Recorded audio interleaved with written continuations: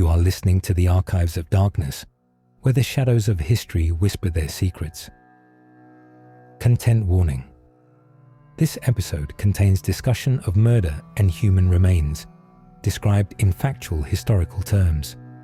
It is intended for mature listeners and educational purposes. Discretion is advised. Hanover, Germany. The year is 1918. The guns of the Great War have fallen silent, but the streets are not peaceful. They are hungry, broken, cold. And in that silence, something else stirs, something worse than war. Fritz Haarmann was born in 1879. In a world already grim and grey, he was the youngest of 6 children, raised by an abusive father who was said to be both violent and unfaithful, and a mother too weak to protect him.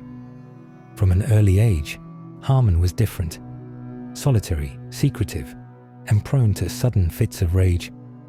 At school, classmates mocked him for his effeminate manner and erratic moods. By his teens, he'd already been caught molesting younger boys and confined to a mental asylum. But he didn't stay there.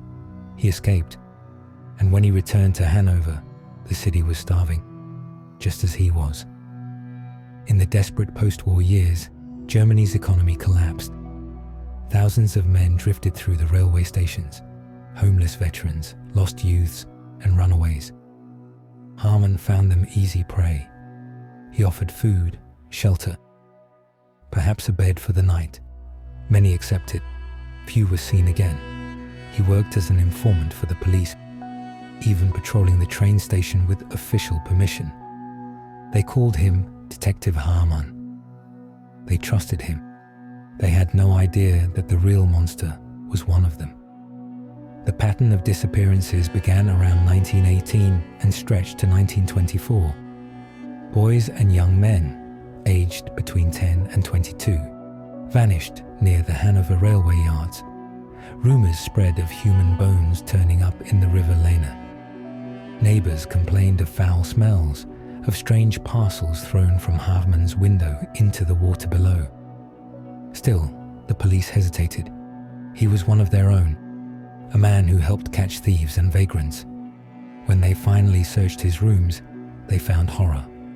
Blood-stained walls, a mattress soaked with the unmistakable scent of rot, and in the kitchen, knives, hooks, and meat grinders.